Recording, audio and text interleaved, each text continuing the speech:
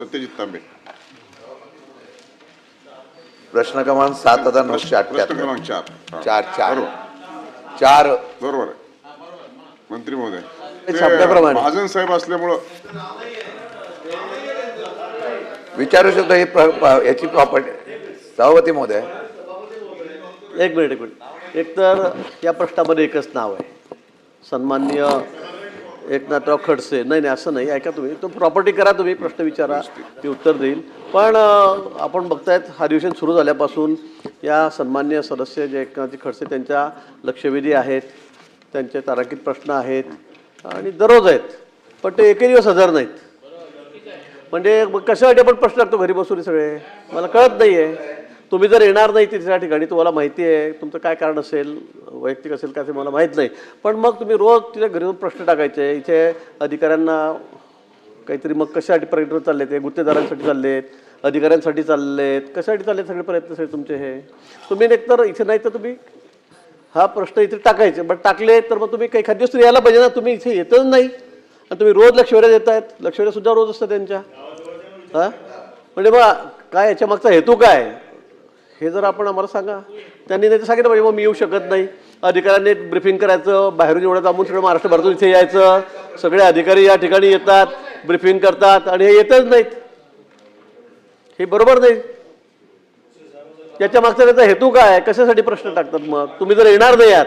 आणि मग आता बघा, हे लगेच सभागृहाची प्रॉपर्टी मी विचारतो, अरे पण ज्यांनी विचारलं ते कुठे आहेत, ते काय येत नाही रोज, आणि येणार नसतील तर प्रश्न का टाकतायत, त्याच्या मागचा त्याचा हेतू काय. म्हणजे असे तुमचेच प्रश्न निर्माण झाले, असे तुम्हालाच प्रश्न निर्माण झालेत, याचं उत्तर कुणी द्यावं असं म्हणणं आहे का आपलं.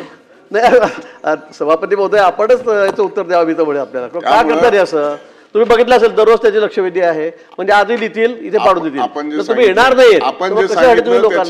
लोकांना काय तुम्हाला काही मुद्दाम ब्लॅकमेल करायचं आहे का, लोकांना काय ब्लॅकमेल नाही. तुम्ही पण तुमचं नाव पण नाही त्याच्यामध्ये, असं नाही आहे.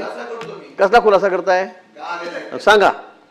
सभापती महोदय, त्यांचा फोन झाला, त्यांची तब्येत बरी नाही, अशक्तपणा आहे, काही लोकांनी त्यांच्यावर जादूटोणा केला काय ह्याचा शोध आम्ही लावतोय.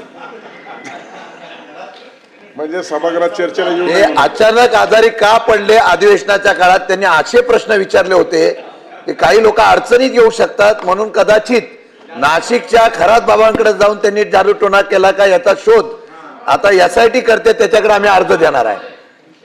सभापती, मी काय सांगितलं ऐकलं नाही.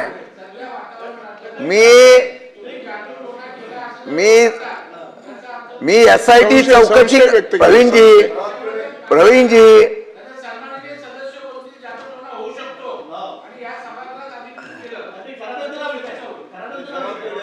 सभापती महोदय,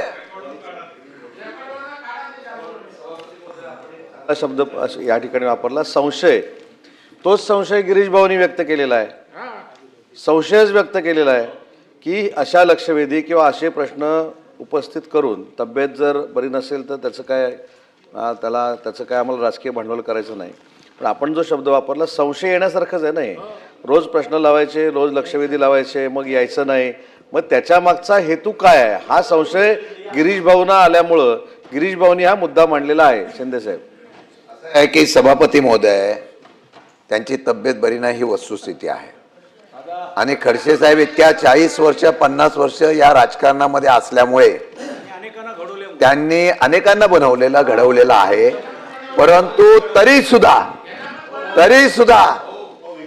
या ठिकाणी सभापती महोदय त्यांनी प्रश्न जे मांडलेले आहेत ते काही लोकांना त्या प्रश्नाची अडचण पण असेल, परंतु ते तब्येत बरी नसल्यामुळे ते गैरहजर आहेत. त्यामुळे तुम्ही संशय व्यक्त करू नका. त्यांनी मला सांगितलं की हा प्रश्न विचारा, त्यांनी प्रश्न विचारलेला आहे. माझा प्रश्न तुम्हाला असा आहे सभापती महोदय, आता ह्याच्यावर चर्चा कशी, आता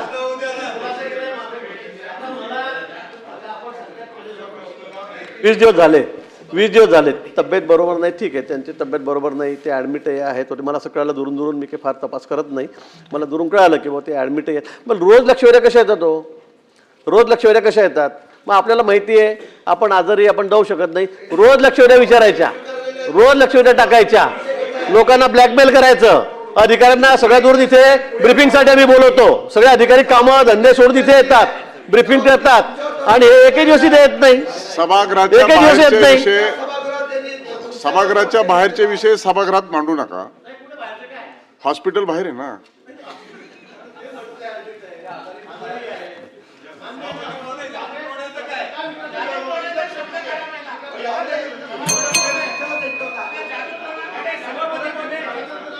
प्रश्न उत्तराच्या तासामध्ये जास्त संशय कल्लोळ करून मूळ प्रश्न आणि मूळ उत्तरापासून बाजूला न जाता आपण आता शशिकांत शिंदे एक प्रश्न विचारा. प्रश्न माननीय मंत्री महोदय, आपण जरा जागेवर बसा. तुम्ही आता सभागृह गरम करू नका, जागेवर बसा. सभापती महोदय, खरं म्हणलं तर गिरीश महाजनचं त्यांच्यावर फार प्रेम आहे. ते नसले